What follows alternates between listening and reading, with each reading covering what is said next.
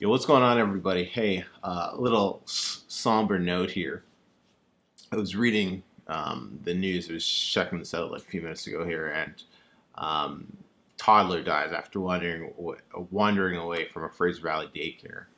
And it looks like it's a daycare suburb of Vancouver, and um, uh, it's they basically just a little 2-year-old wandered away and then was found unresponsive in the backyard pool. And this is not about how the daycare had two students over what they were allowed to have, and they had a fucking pool in the backyard. How on earth? I don't know. This is not a video about that. And it sucks. Beyond sucks. Well, obviously, words can't describe the hardship. And, my heart goes out to the family here and everyone involved. But this is why I do what I do. To help people avoid this shit. You know, when me and Mariana first got together, one of our things was, and we were dirt fucking poor. Okay? I was dirt poor. It was all my debt. But, we were both in agreement. Nobody else raises our kids. No daycares, no schools, nothing. As soon as she has kids, she stops working. And I'm the sole provider. And at that time, we were probably making 20 grand a year, maybe after expenses, shit. But that was our end goal. We just both believe that nobody wants to put their kid in a daycare by choice. People do it out of desperation. I'm a firm believer in that. If I'm wrong, hit me up in the comments and rip me apart. But parents out there, I'm speaking to you. I don't think you'd want somebody else raising your kids, especially when shit like this happens. Think for a second. What if somebody else was responsible for the death of your own flesh and blood, for the death of your own child? Think about that. As painful as it is, right? There's always situations that people get in. I understand that. But here's the deal. You make a conscious decision to not have enough money to be able to, or not be able to stay at home and raise your kids the way you want to raise them. That's a conscious decision you're making. And you might say, oh, well, this or that, or no. But it's a conscious decision. It is. Get over it. I don't know the situation here, and I don't want to really put the light on this family, of course, because of the unbelievable hard times that they're going through. But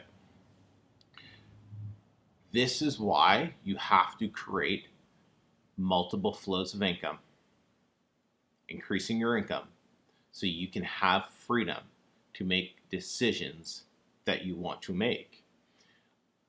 I bet you anything, if this family was making more money, they could probably have a stay-at-home nanny to take care of their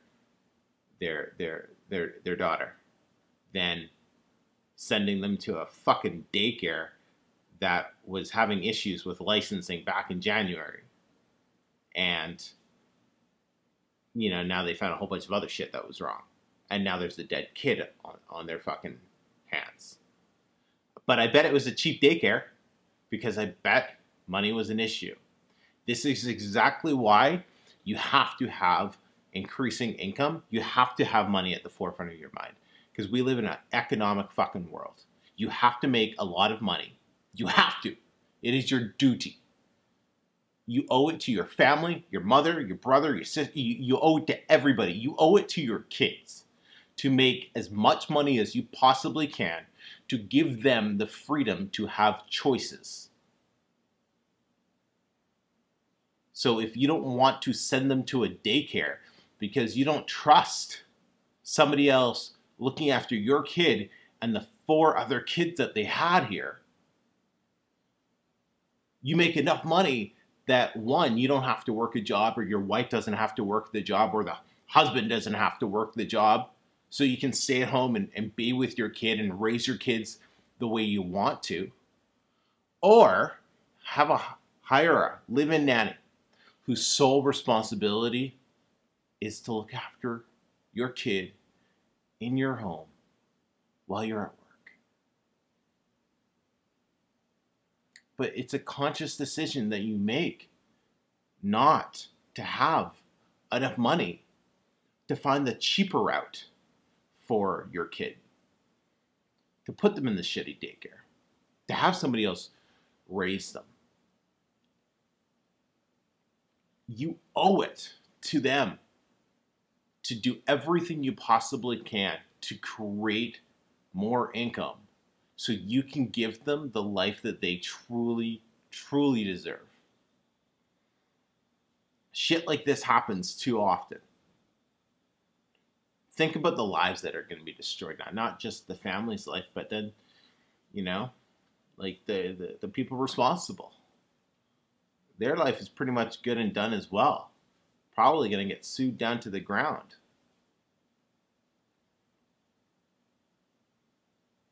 But I know this is kind of a dark topic, but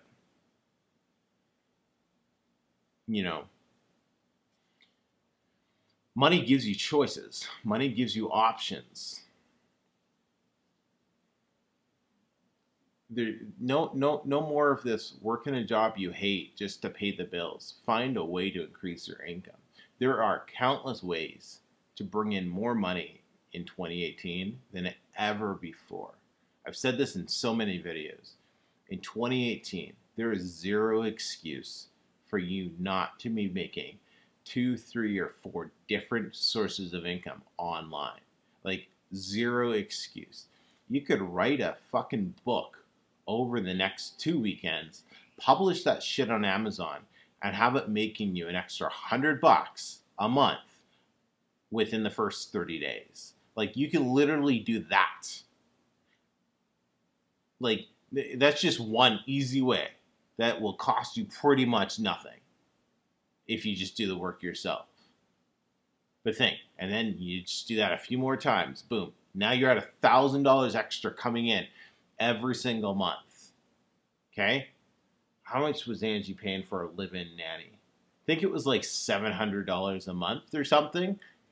She had somebody from the Philippines coming, living home, paid her $700 a month. I could be off with the number, so forgive me if I am.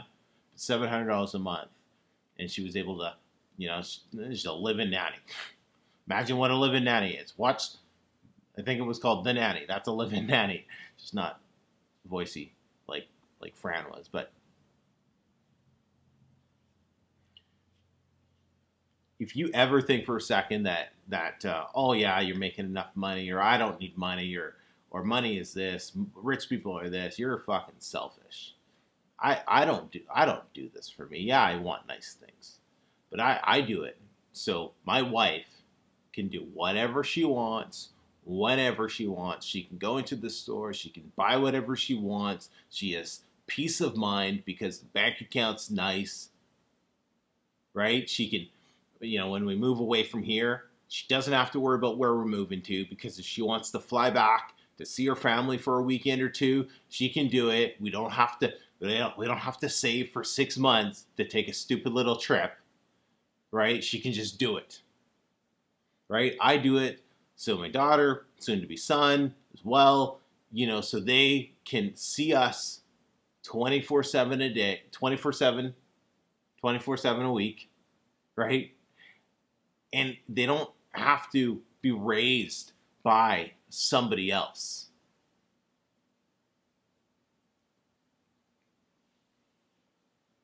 Yeah. It's just heartbreaking. Fucking heartbreaking. Yeah, that sucks. Money security. Income is security. Jim Rohn has a quote, and ever since I heard it, it really stuck with me. But build a financial wall around your family that nothing can penetrate. Build a financial wall around your family that nothing can penetrate.